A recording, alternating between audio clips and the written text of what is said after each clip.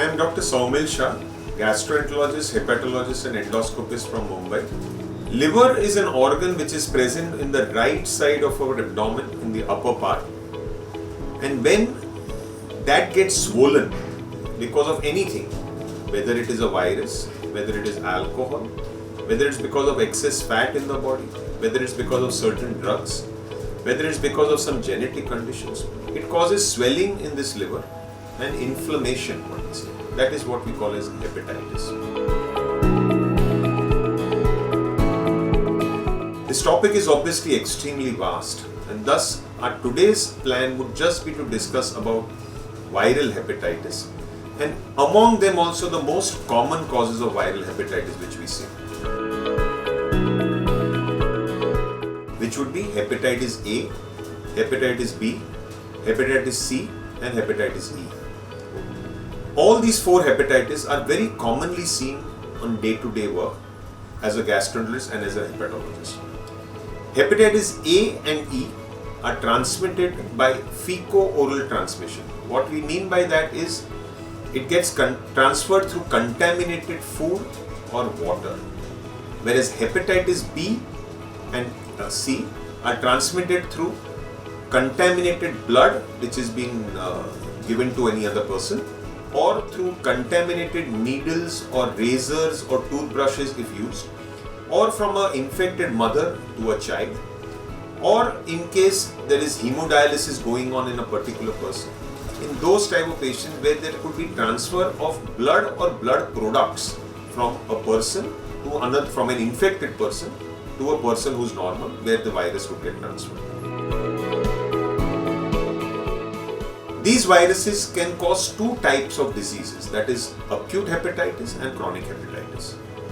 Acute hepatitis basically would be when the hepatitis is present for a few weeks to months, usually less than 6 months. Whereas chronic hepatitis would be when the infection would be for more than 6 months. Acute hepatitis is seen predominantly in hepatitis A, hepatitis B and hepatitis E.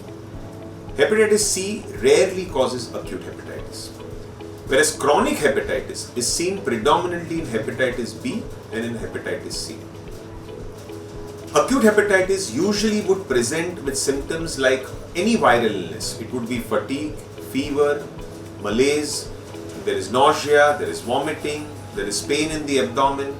These can sometimes be seen in many other diseases. So it doesn't give us a clear-cut picture that this is just hepatitis. But once jaundice starts setting in, because in viral hepatitis we start having jaundice coming in, and when jaundice or there is yellowish discoloration of the eyes or there is a high colored urine, then we know that this person is jaundiced. At that point we can diagnose this to be a cause as acute hepatitis.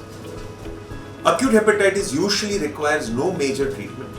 It just requires simple diet protocol in the form of normal healthy diet, to avoid a very fatty food, to try to have a balanced diet and try to eat normal food at home. Exercise in excess is to be avoided, but regular walks is absolutely okay. The person is also recommended that he can rest at home for a few days when he's not well. In most patients, we don't even need to admit these patients. We really don't need to even give them any antiviral drugs or any specific drugs. Usually the body itself will be able to fight and clear the virus itself. We can diagnose these viruses by doing specific tests which are available in the laboratory, very easily available, along with the routine liver test as well as an ultrasound. Now we come to chronic hepatitis. Chronic hepatitis can be a problem because chronic hepatitis means that this now person is getting infected or is being infected and is getting recurrent insults on the liver again and again and again, which can eventually lead to what we call as liver cirrhosis, where there is damage to the liver to a significant extent, which can unfortunately cause several complications like accumulation of fluid in the abdomen and in the legs, sometimes even vomiting of blood. Sometimes these patients can go into what we call as encephalopathy, where they can become confused, or they can even develop blood which is very thin, what we call as coagulopathy. There can be infections which can also develop in these patients very commonly, usually in fluid in the abdomen. They can also be jaundiced. Now, all these complications can happen if the chronic hepatitis really worsens and ends up leading to cirrhosis. And thus, as doctors, our job is to try to diagnose these patients early so that they don't reach this stage. It's also important for the patients to come to the doctor at an earlier stage. What are the symptoms and how will you identify this? Most of these patients will be asymptomatic. So unfortunately, it is picked up by doing some routine blood tests. You go to a laboratory, you've gone and done your health checkup, and you find some subtle abnormalities in your liver parameters. That is usually the first indicator that you need to at least just get yourself evaluated whether there is a virus infection which is the cause for this problem. Now, whenever we diagnose these patients, we obviously have got specific tests to diagnose hepatitis B and C, that is a virus test which your doctors would obviously tell you. At the same time, we would also be doing sonography to identify how bad the liver status is and whether it's already gone into liver cirrhosis. Once we have diagnosed them, once we know what state they are in, these are the patients who will require specific medications or what we call as antiviral drugs. This disease is not going to go away without medicines, and thus you need to treat them very specifically with medications. Very important for you all to note that these patients are specifically recommended not to consume alcohol. And smoking is also to be avoided in these patients because these patients are at a high risk of liver cancer. So if you unfortunately have liver cirrhosis and if you are a smoker, the risk of liver cancer increases. So beware, avoid alcohol and avoid smoking. There are ways to prevent these infections coming in our body. Now, how do we prevent hepatitis A and hepatitis E? That would be by trying to eat healthy food, food which is not contaminated. Try to avoid roadside food which is not prepared in the best methods. So you need to be cautious. You also need to be careful with the water which you drink. And as far as possible, see to it that the water is filtered or boiled. How do we prevent hepatitis B or C?